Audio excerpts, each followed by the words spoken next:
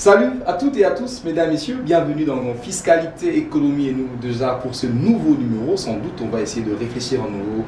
Et comme nous le savons dans cette émission, on a toujours abordé des thématiques liées à l'économie, à la fiscalité et pourquoi pas parler de la société. Ce sera avec un grand plaisir encore avec notre invité sur ce plateau dont je vais introduire Madame Laurel Sosongo. Bonsoir et bienvenue. Bonjour, merci. Alors, comment vous trouvez déjà notre plateau et comment on l'accueille? Justement, on me semble être très intéressant. Merci pour l'accueil. Le plateau est bien. J'ai trouvé qu'aujourd'hui, ça va. Ça va, Oui. ça a toujours été, mais avec une grosse particularité. Oui. Alors, Madame Laurel Sosongo, je rappelle ici, je signale ici que vous êtes aussi candidate à la députation provinciale, mais entourée de jeunes surtout. Donc, thématique va être posée justement là. La jeunesse va être justement notre sujet sur ce plateau face à l'entrepreneuriat qui semble être dans beaucoup de réalités, beaucoup de difficultés. Ces jeunes qui ne cessent de hausser le ton très haut, dire ben, ça n'a jamais été facile de pouvoir justement entreprendre une activité ici à NRDC. Ce sera avec Madame Laurel Sosongo et on va essayer un peu de réfléchir comme ça. Lorsque nous parlons de la jeunesse, d'abord il faudrait commencer par là. Et d'après vous, Madame Laurel, comment vous recevez justement cette situation?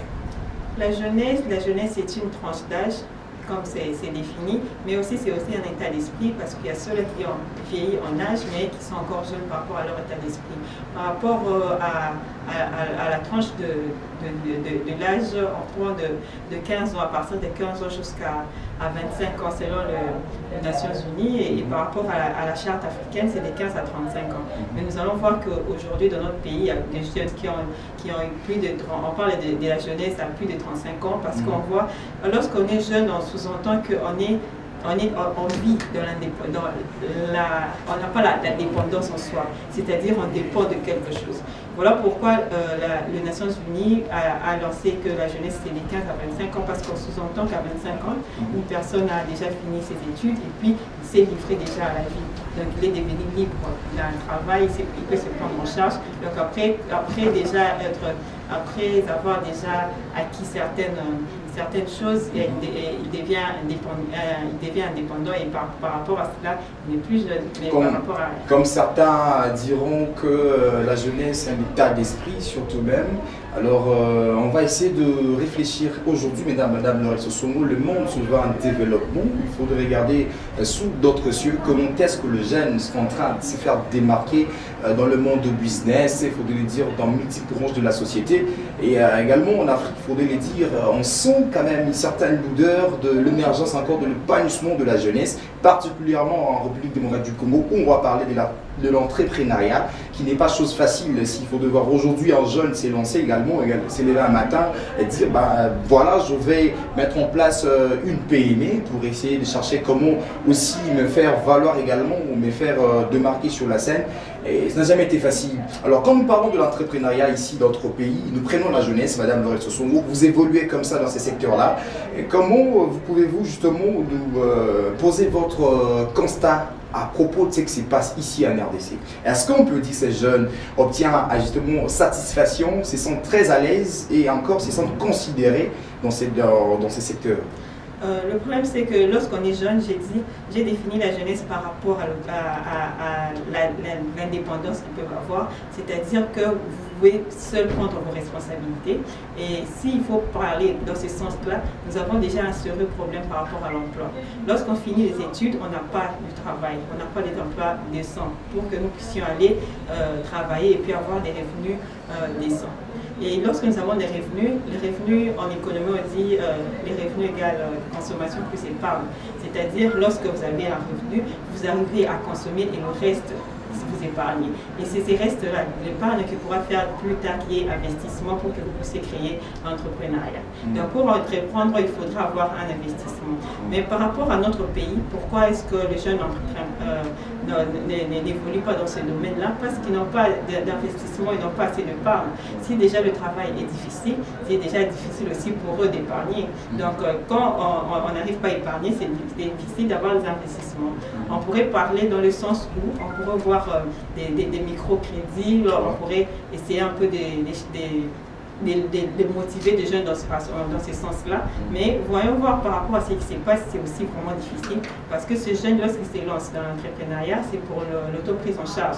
Et là, c'est avec une vision très limitée parce qu'on se dit seulement c'est pour le manger et fini. Ils ne peuvent pas voir comment on pourrait entreprendre pour voir plus loin, être une entreprise, devenir quelqu'un de plus grand. Par rapport aux moyens aussi, on est vraiment limité. On est limité parce qu'il y a aussi beaucoup de freins par rapport à ce qu'on rencontre dans la société. Vous voyez des taxes, vous voyez que vous n'êtes pas stable. Aujourd'hui, on peut vous chasser. Demain, c'est autre chose qui sort. Et puis, on n'est pas stable par rapport à l'entrepreneuriat. Voilà, vous avez parlé de taxes, vous avez parlé également de microcrédit. Beaucoup de choses, on sait comprendre qu'il faudrait qu'il y ait un accompagnement pour soutenir ces jeunesses qui se veulent également de l'entrepreneuriat. On va essayer un peu de réfléchir un peu dans ce sens, Madame Laurel Sosongo. Dans chaque État, il faudrait le dire, dans chaque État, il existe bien de gouvernement où il faudrait mettre en considération la jeunesse de son pays. Alors, le nôtre, on va parler de notre pays parce qu'il faudrait le dire, c'est chaque jour qu'on essaie de voir tous ces jeunes se lever le matin. Chaque jour, c'est devenu comme une chanson. J'ai beau étudier, voilà, je suis licencié, gradué, il n'y a pas de travail, qu'est-ce que je peux faire? Même si on veut se créer quand même une PME, on veut se créer une activité, ça n'aboutit pas jamais, ça n'aboutit jamais, cela ne marche presque pas. Il y a beaucoup de cales pour obtenir quand même satisfaction. Mais dans un plan ou dans un gouvernement aussi, il faudrait penser à la jeunesse du point de vue entrepreneuriat.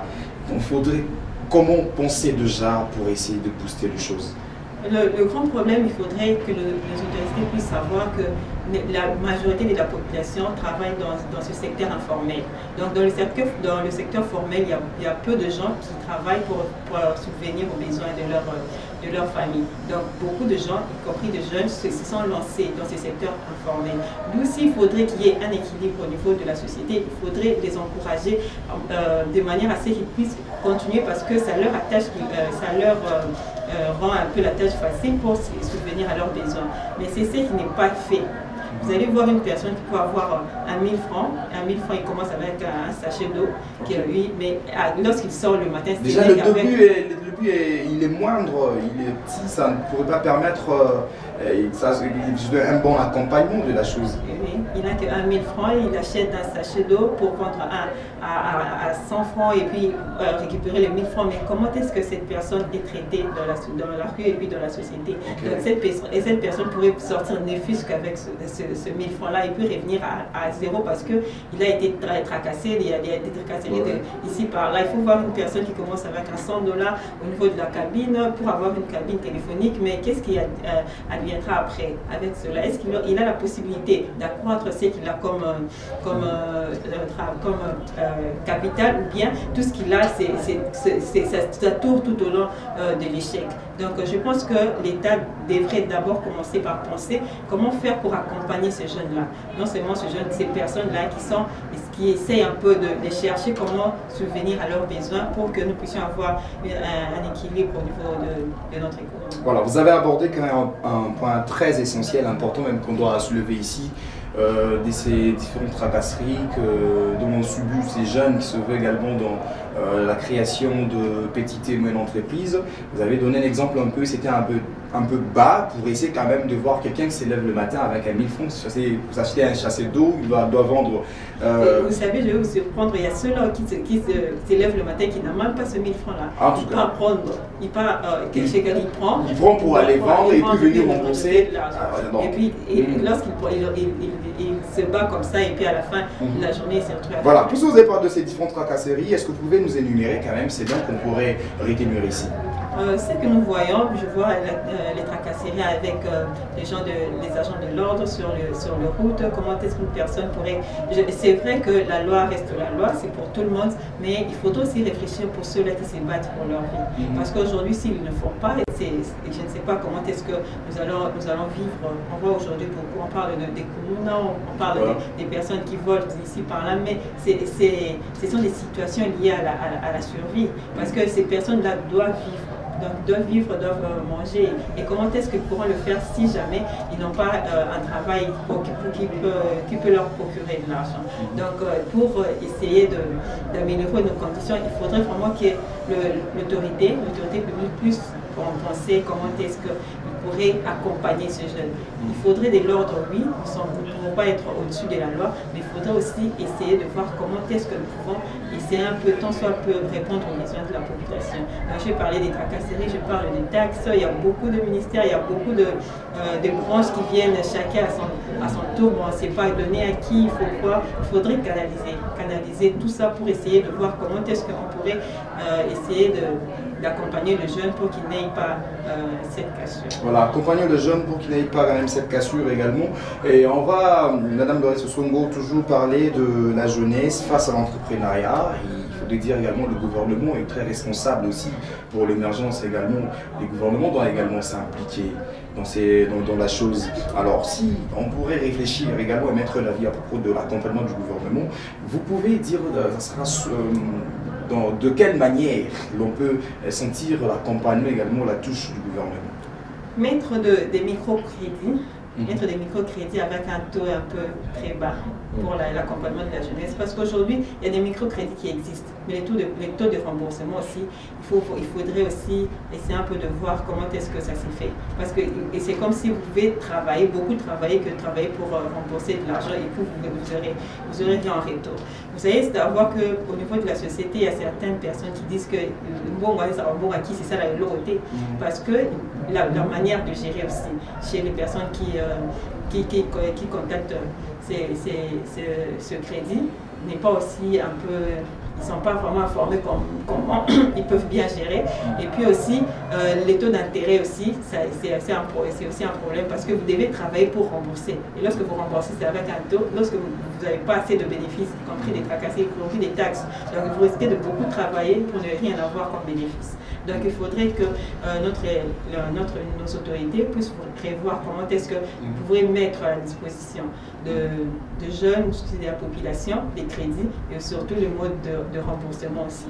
Donc un accompagnement aussi par rapport aux taxes, s'il faudrait fédérer toutes les taxes, donc le mettre ensemble. Comme j'ai entendu parler du guichet unique qui existe déjà, mais sur les terrains, vraiment, ça n'a pas la même application par rapport à ce que nous sommes en train de voir à la télé. Donc il faudrait vraiment canaliser des taxes, il faudrait mettre de crédit à la disposition de jeunes et aussi il faudrait former ces jeunes-là. Avant que vous puissiez remettre des crédits, vous former comment est-ce qu'ils peuvent gérer et comment est-ce qu'ils peuvent voir une vision un peu plus grande. Parce que lorsqu'on commence par quelque chose, on ne peut pas se limiter par rapport à cela. Voilà. Il faudrait aussi avoir une vision très large pour que nous puissions avoir demain plus après-demain des personnes qui ont eu à émerger dans les sociétés. Vous avez parlé de la formation, vous avez quand même parlé aussi de pouvoir canaliser bien ces taxes justement qui dérangent justement ce jeune qui se fait dans le monde de l'entrepreneuriat. Alors moi je vais essayer un peu de réfléchir avec vous, on va prendre la formation, mais prenons également ces taxes-là. Quand on a une PME, est-ce que l'on peut, je ne sais pas, ça sera d'après vous également, parce que vous avez aussi le temps d'évoluer dans ces secteurs-là, le nombre de taxes qu'il faudrait, encore les impôts avec une PME qu'on doit payer, c'est là, vous pouvez en avoir une idée?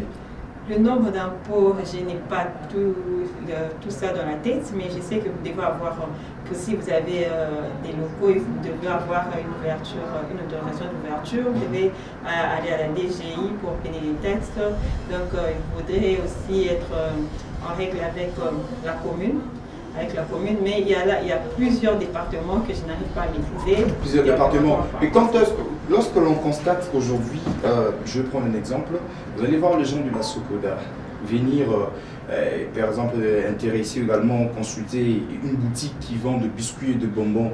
Est-ce qu'il y a vraiment une connivence là-dessus? Le problème aussi, c'est un problème d'information. C'est aussi un problème d'information parce que nous ne sommes pas tous informés de qu'est-ce que nous pouvons payer et qu'est-ce que nous ne pouvons pas payer. Et là aussi, même les personnes qui perçoivent ces taxes-là ne savent pas vraiment à qui s'adresser et à qui ne pas s'adresser. Comme j'ai dit, il faudrait converger tous ces taxes-là. Je pense qu'on pourrait aussi essayer un peu de mettre en écart les personnes qui commencent. Déjà, c'est un début, qui ont un début, et pour ne pas essayer de le surcharger, de peur que ça puisse affecter leur capital. Donc moi, je pense qu'il faudrait qu'il y ait vraiment une commission qui puisse s'occuper réellement des ces taxes-là, qui est comment est-ce qu'on pourrait le faire, avec qui on pourrait le faire, parce que je ne pense pas qu'une personne qui vient de commencer pourra avoir les mêmes taxes que la Bracongo, les grandes brasseries. Je pense que l'idée dont vous venez de soulever là à propos de la formation, c'est également aussi un canal où l'on peut mettre dans le chef de chaque jeune qui se veut également être dans le monde de l'entrepreneuriat, connaître réellement les taxes qu'il doit payer et qu'est-ce qu'il ne peut pas payer également. Parce que ça devient quand même comme un embrouillement, il faudrait le dire comme ça, un peu du désordre dans le sens où l'on ne sait pas qui on doit avec qui on doit traiter quand il faudrait parler taxes, quand il faudrait parler impôts.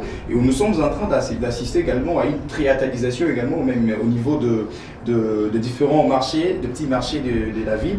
Vous allez voir quelqu'un qui est venu sur la table, oh, vous foutez un bon où il y a DGRK, vous foutez un bon où il y a DGI. Moi je me demande, ils vendent des tomates.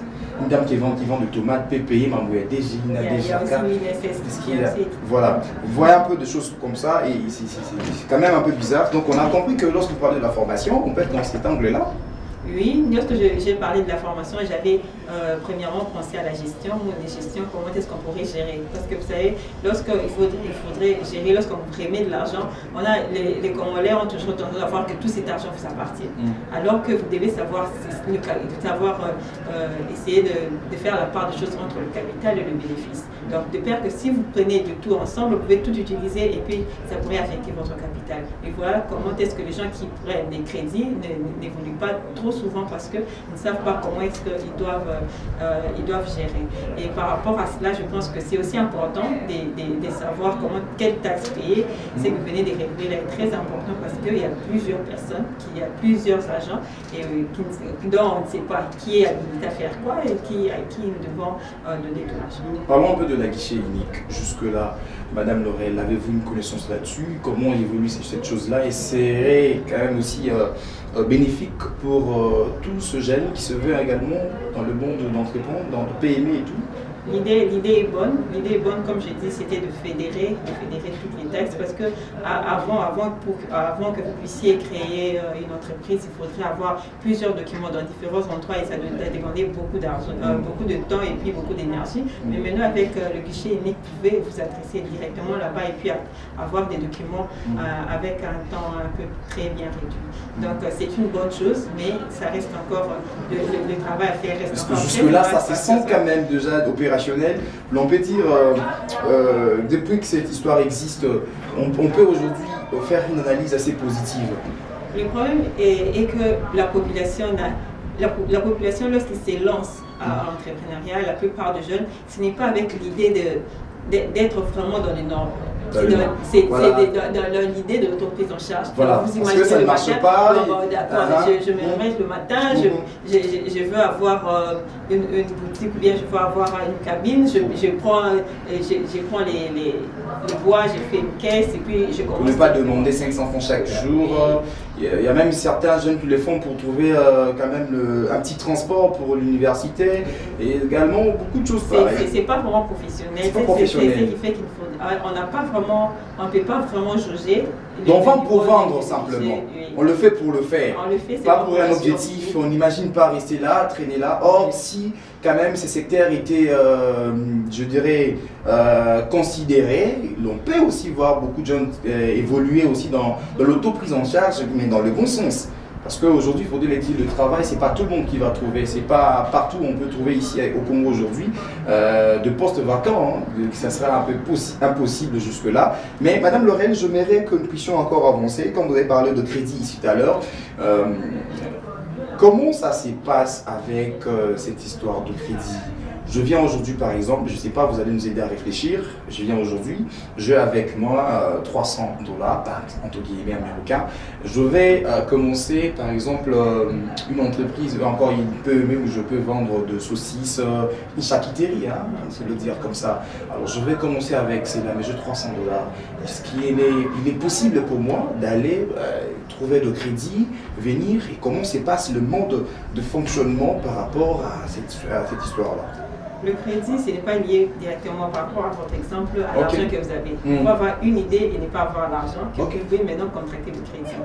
Donc j'ai une idée, ça me demande $300 et puis je n'ai pas assez d'argent. Je contacte un crédit, je démontre qu'avec ce que je fais, je peux avoir plus et puis rembourser ce que j'ai. Donc, mais par rapport à ce que vous avez parlé de taxes et puis le guichet unique, j'ai réfléchi un peu. Ici au Congo, pourquoi est-ce que les gens n'ont pas l'intention d'aller s'inscrire pour être en ordre par rapport à l'État?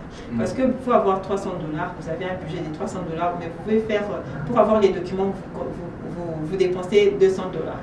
Vous voyez que c'est déjà trop, donc une personne sera toujours tentée à commencer d'abord ce qu'il fait. Le jour où l'État viendra le surprendre, on va voir ce qu'on pourra faire. Donc le problème aussi avec les documents, le problème aussi avec...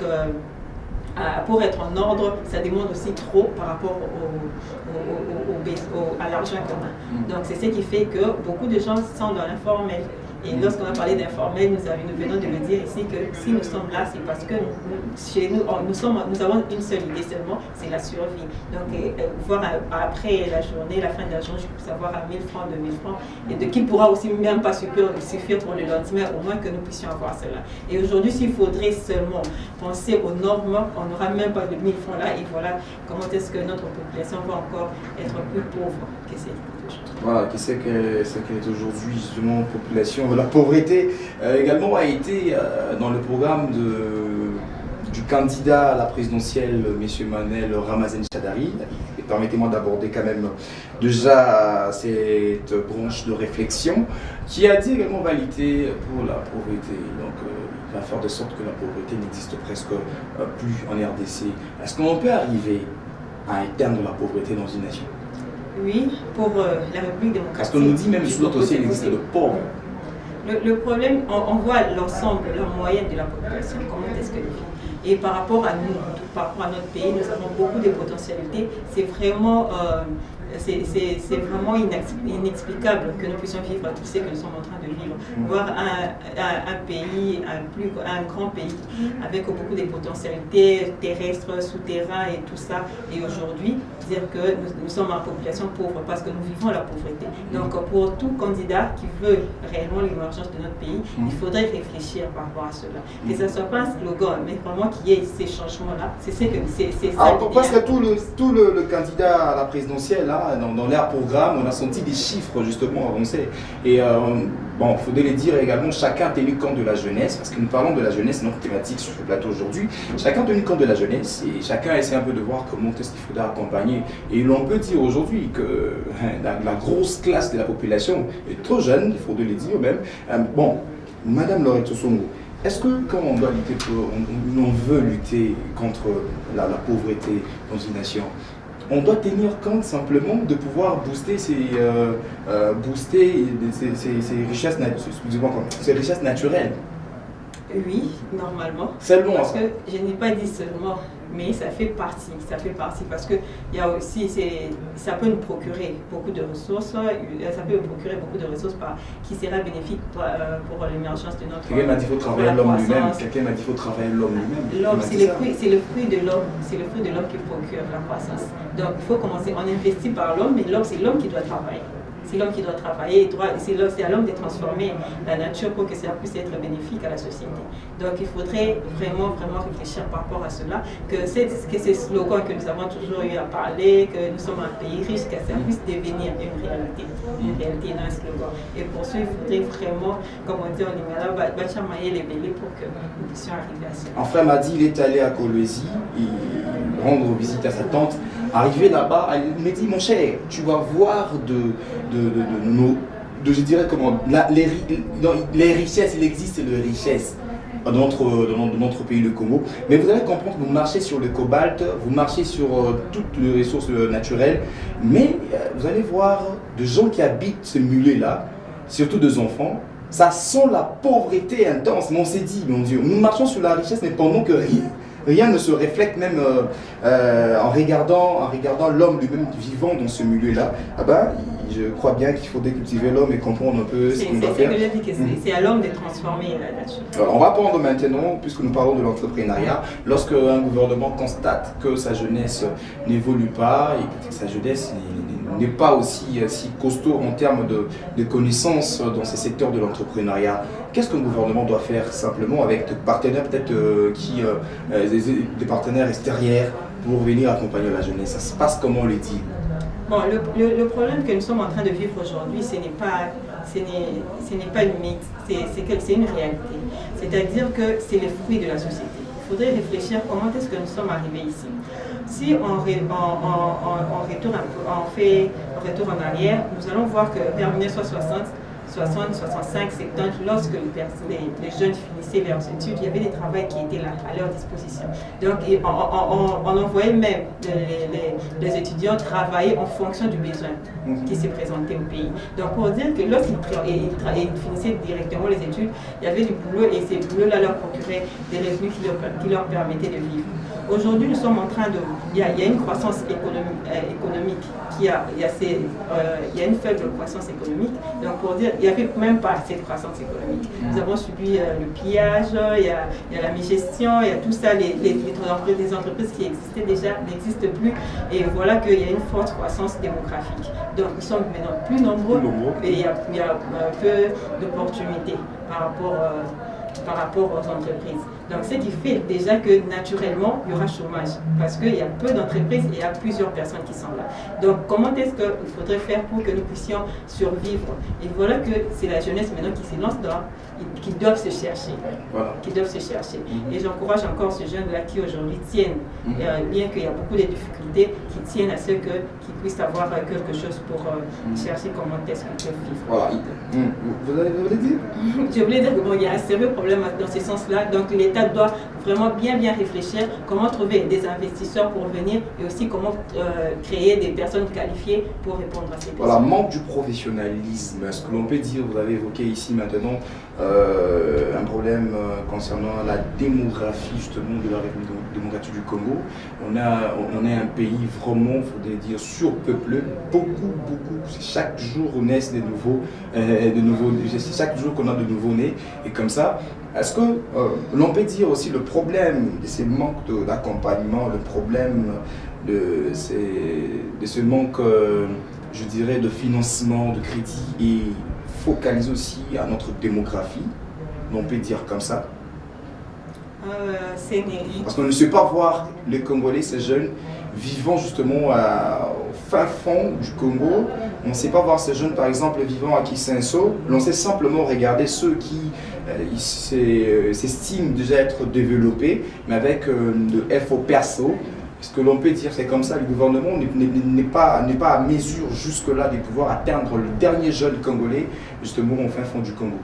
Je disais qu'on a un sérieux problème, même au niveau de l'État, même au niveau des entreprises. Au niveau de l'État, vous allez voir qu'il y a des entreprises qui étaient au départ des entreprises avec un capital, donc c'est-à-dire qui pouvaient produire quelque chose pour la nation et avoir des bénéfices, et que ces entreprises n'ont pas aussi aujourd'hui des capitales. Quand on prend le cas de l'ONATRA, ça pose déjà problème. Il y a beaucoup de gens là-bas, il y a beaucoup de mois d'impayement, et aujourd'hui, s'il faudrait engager des jeunes, ça sera pour quelle finalité? Donc on voit déjà qu'il y a un sérieux problème. Au niveau des entreprises, nous voyons aujourd'hui, mais il y a des entreprises qui existaient, mais qui sont en train de fermer. Certaines qui étaient ici, qui avaient engagé certains jeunes. Aujourd'hui, lorsqu'ils ferment, il y a encore un sérieux problème qui se pose. Le problème, ce n'est pas seulement d'avoir l'argent pour faire ça. Le problème, c'est comment créer des opportunités pour que nous puissions pour avoir beaucoup d'opportunités qui peuvent attirer la jeunesse. Donc lorsqu'on voit, on parle que le gouvernement n'a pas d'argent, ça se voit, on voit directement qu'il n'y a pas assez d'argent, mais le gouvernement doivent essayer un peu de réfléchir, beaucoup réfléchir comment faire pour que nous puissions avoir des solutions par rapport à ces personnes qui n'ont pas de travail. Là, vous avez donné un exemple très pertinent par rapport aux richesses que vous avez trouvées là-bas. Aujourd'hui, ce sont des richesses que nous avons, mais si ce n'est pas transformé, ça n'a aucun sens. Il faudrait vraiment penser comment est-ce qu'on pourrait transformer ces richesses-là pour que ça puisse être bénéfique à la communauté. Voilà. Puisque nous allons parler un peu, on n'est pas encore on est pendant la campagne, mais les élections c'est pour le 23 décembre, mais quand même on a vu le Premier ministre Bruno Tshibala de la République démocratique du Congo présenter un budget pour l'année 2019 qui vaut 6 milliards de dollars américains. Est-ce que l'on peut dire avec 6 milliards de dollars américains, parce qu'on a tenté avec 9 milliards à l'époque, on a tenté également, bien que la chute a été jusqu'à 4 milliards, on a beaucoup même essayé de dire le budget là a été de 2 milliards, 3 milliards. On n'a pas atteint justement l'émergence au niveau de la jeunesse avec 9 milliards. Parce que l'on peut estimer avec ces budgets de 6 milliards dont présenté le Premier ministre Tshibala que la jeunesse sera tenue en compte et on pourrait aussi faire face au chômage et quand même donner de l'emploi et tout. Donc vous allez répondre par rapport à cela, mais également vous allez prendre, il y a un endroit dont vous avez abordé qui m'a beaucoup intéressé. Vous avez dit que le gouvernement ne pas seulement à mesure du travail à tous les jeunes, parce que notre démographie vraiment elle est très vaste, il y en a beaucoup de ces jeunes, beaucoup de demandeurs d'emploi, mais même il y a des banques qui ont fermé. Est-ce que l'on peut dire, si on n'est pas à mesure, est-ce qu'on est seulement obligé de donner de l'emploi, que tout le monde travaille au niveau de la fonction publique, on est seulement obligé de le faire comme ça, ou il y a deux mécanismes l'on peut faire pour accompagner cette jeunesse, ne pas être seulement dans un service public, mais qui se retrouve par rapport à une bonne manière de faire les choses de la part du gouvernement. Vous allez réfléchir comme ça. Oui, lorsque vous avez parlé de 6 milliards, il ne faut rien attendre au développement par rapport aux 6 milliards. Il ne faudrait rien attendre par rapport à cela. Mais je voulais qu'on réfléchisse les deux. Qu'est-ce qui fait que les candidats présidents nous donnent des chiffres, des normes, alors que ceux qui sont en réalité, ceux qui nous gouvernent nous donnent des chiffres un peu maigres? Parce qu'ils sont dans la réalité. Parce qu'eux sont dans la réalité. Parce que ceux de 6 milliards sont dans la réalité. Eux vivent déjà la chose. Mais les personnes qui nous projettent des idées, quelles sont leurs motivations? Parce qu'ils veulent entrer la réalité, comment ça se passe? C'est pas si je trouve que c'est un mystère pour moi. Je n'arrive pas vraiment à comprendre comment est-ce que facilement on pourrait remonter, facilement on pourrait être là. Donc je ne sais pas comment ça se fait. Je voulais, si jamais j'avais rencontré les candidats présidents qui présentent leur projet, je voulais vraiment leur demander comment est-ce qu'ils pourront faire pour réaliser ces sommes-là qu'ils sont en train de nous montrer. C'est vraiment pour nous un souhait que ça puisse se réaliser comme ils nous disent, parce que nous voulons réellement le développement et l'épanouissement. Alors je parlais de jeunes par rapport à cet accompagnement qu'on veut de la part du gouvernement. Parce qu'on est seulement censé leur donner du travail au niveau du service public, où il y a d'autres mécanismes, donc pouvez-vous ici même nous dire cela, dont on peut accompagner cette multiplicité également, ces grands nombres de jeunes demandeurs d'emploi, sans pour autant dans un service public, mais c'est retrouver également, soit même dans l'entrepreneuriat, ce secteur-là qu'on parle ici maintenant. Mais aujourd'hui, être dans la vie publique, certaines personnes c'est content d'avoir un numéro matricule parce qu'on ne sait jamais, l'État c'est une garantie. Si vous entrez là, moi je vais vous dire quelque chose. Hein. Est-ce que savez-vous, il y a beaucoup de ces jeunes qui ont des numéros matricules mais qui ne touchent rien. Hein. Donc certains disent sont des numéros de téléphone. Ce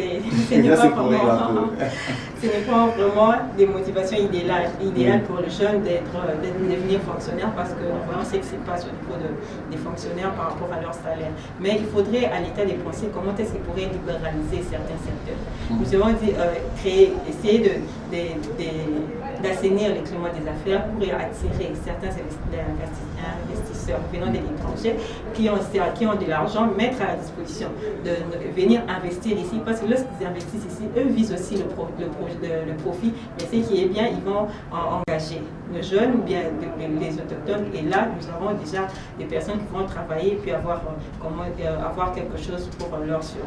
Donc il faudrait libéraliser, surtout assainir le climat des affaires parce que j'ai entendu parler qu'il y a certaines personnes qui sont venues ici et ils veulent investir mais l'argent de la commission était peut-être plus de la moitié de l'argent dont ils pourraient investir. Donc ça décourage aussi, voir les tracasseries, comment ça se passe. Il faudrait vraiment, comme je dis, qu'il y ait une commission qui doit s'occuper uniquement de ce secteur pour essayer un peu d'encourager les investisseurs de venir afin d'avoir plusieurs opportunités qui peuvent attirer les jeunes. Voilà, il nous reste 4 minutes pour boucler justement cette émission. On va parler maintenant des élections en RDC. Madame Norel, je rappelle également que vous êtes candidate provinciale dans la commune de Lingwala. Votre numéro, c'est le numéro 8, hein? Nous sommes déjà pendant la campagne. 18, hein, le numéro 18. C'est pendant la campagne déjà, il ne faut pas avoir peur. Là, on nous a déjà autorisé de le faire comme ça. Alors, on va réfléchir un peu. Vous êtes là, vous vivez au Congo, vous savez comment ça se passe depuis que cela a été avancé. S'il faudrait dire quelque chose à propos de jeunes également qui nous regardent, parce qu'ils doivent aussi voter utile, parce qu'ils se veulent également évoluer, ils veulent se faire sentir également, se sentir considérés justement de la société. Si on pouvait dire quelque chose. Oui, nous avons ici, nous avons plus parlé des autorités, de l'investissement. Je voulais aussi parler de la part de la jeunesse. Aujourd'hui, nous sommes devant des difficultés, mais l'homme s'est mesure devant des obstacles. On ne peut pas se laisser faire parce qu'il y a tant de problèmes. Tout ce que nous restons, on reste à la maison, on se réveille le matin, on parle et puis le soir on dort. Nous devons nous battre. Nous devons nous battre et l'avenir c'est nous. L'avenir c'est nous. Nous savons tous que lorsqu'on parle de la jeunesse, on dit aujourd'hui nous avions des qualifications qui n'est pas aussi très bonnes, mais ce n'est pas tous les jeunes qui sont comme ça. Des fois, ces jeunes sont victimes aussi de la société. Si il y a certaines personnes qui ne sont pas allées à l'école, moi j'ai toujours dit que ce n'est pas de leur faute, c'était aux parents, bien à la société, à l'État de leur envoyer à l'école. Mais aujourd'hui, que lorsque nous ne partons pas à l'école, les conséquences c'est surtout sur nous-mêmes les jeunes. Mais au moins, comment nous pouvons faire presser un peu de relever le niveau de vie de nos jeunes. Donc nous qui avons compris cela, nous sommes comme les leaders des élites, nous devons faire assez que nous puissions amener ces autres jeunes à comprendre ce que nous voulons. Ces personnes qui viendront aujourd'hui avec un polo, avec de l'argent pour nous donner, il faut savoir qu'est-ce que ces gens nous disent. Est-ce que nous avons eu le temps ici avec eux, comment est-ce qu'ils ont pu gérer la situation pour qu'aujourd'hui nous jeunes ne puissions pas être victimes. Madame Lorel, est-ce qu'il y aura ces élections? Oui, je crois. Vous croyez qu'il y aura des élections? Parce qu'ils doivent avoir élection, nous voulons le changement, nous voulons avoir des nouvelles figures, nous voulons avoir une certaine évolution des choses, donc nous pensons à des élections. Alors s'il faudrait que vous puissiez porter votre choix à propos de tout le programme présenté par les différents candidats à la présidentielle, vous allez porter votre choix sur quel programme et de qui justement? Donc je dois avoir encore du temps. Oh, mais tu n'as pas eu le temps de les entendre tous et puis voir comment est-ce que, à qui est-ce que je pourrais... Connaissez-vous les chiffres de M. Bemba? Connaissez-vous les chiffres de... Ah, bon, on va parler de ces candidats quand même phares. Connaissez-vous les chiffres de M. Félix Tshisekedi? Je vous dis, messieurs les journalistes, j'aurai le temps de bien réfléchir. Vous devez réfléchir. Un bon message. Pour un bon message. En tout cas, voilà. Alors, bon, c'est une parenthèse, madame. Donc, on va parler maintenant de vous, justement. Vous êtes candidate à la députation provinciale de Lingala. Et le numéro 18 est votre numéro. Êtes-vous préparé déjà avec tous ces jeunes qui vous entourent? Quel est le discours dont vous avez quand même au quotidien transmis justement au chef de tous ces jeunes? Ce n'est pas un combat de Laurel Sossomo, c'est un combat de la jeunesse. Nous avons tous pensé comment est-ce que nous pouvons faire pour arriver là où nous sommes. Nous nous sommes dit qu'il ne faudrait pas rester à l'extérieur pour afficher chaque jour. Il faut être là où les décisions se prennent pour avancer les choses. Donc pour moi, je dis que c'est un combat pour nous tous. Et si on fait confiance au numéro 18, on fait confiance à la jeunesse. Aujourd'hui, on a tant parlé de la jeunesse dans un mauvais sens pour dire que la jeunesse ne pouvait rien faire. Lorsqu'on parle de la jeunesse, c'est le kuluna, c'est être dans des bars, prendre de la bière et puis demain rester réveillé sans projet. Et aujourd'hui, nous voulons montrer à la face du monde que la jeunesse aujourd'hui, c'est une jeunesse pensante. Et ceux-là qui, nous, pas directement moi, parce que vous avez eu quand même la chance d'étudier et puis arriver là où nous sommes, des personnes qui n'ont pas eu cette chance-là, nous pouvons encore faire de sorte que nous puissions sauver ceux qui viendront après nous pour qu'ils ne puissent pas subir cette... Voilà, Madame Lorel, un dernier mot. Tu vas finir un dernier mot, tu vas regarder ta caméra pendant 30 secondes et moi je vais les annoncer mon émission. J'encourage tous les jeunes, j'encourage tous les jeunes qui sont dans ces secteurs d'entrepreneuriat de continuer de lutter. La vie n'est pas facile, c'est un combat. Et lorsque nous nous sommes dit que nous entrons dans la politique ou dans d'autres domaines, ce n'est pas seulement pour nous, c'était pas seulement prévu pour la jeunesse, il y a d'autres personnes que nous avons trouvées et ce n'est pas facile. Mais nous devons montrer que nous avons encore de l'énergie, nous avons encore de l'espoir et que nous pouvons encore changer des choses. Nous ne désespérons pas parce que je vois des gens là, je ne veux pas voter parce que vous voyez, c'est déjà fait. Le vote, c'est un droit citoyen et nous devons le faire. Soutenez les femmes, soutenez les jeunes, non pas seulement parce qu'on est femme et on est jeune, parce qu'on a des ambitions et ensemble nous pouvons atteindre ces ambitions. Voilà, Madame Lorel, le numéro 18 dans la commune de Lingala. Mesdames, Messieurs, nous sommes arrivés à la fin de cette émission. C'était un grand plaisir justement pour moi d'être là et avec Madame Lorel, partager quand même cette thématique très importante qui a intéressé la grande partie de la population. Je dirais un grand merci à M. Eric Ewela, je dirais un grand merci à M. Davin Moubenga, à notre cordon, à M. Serge Nteka, spécialement à toi, Eli Ipachala également, à toute la rédaction de JDV. Nous ne sommes pas de soucis, on se retrouve justement au prochain numéro. D'ici là, bonne suite de programme sur nos antennes. Bye bye. Solutions alliées, tofu tabaco,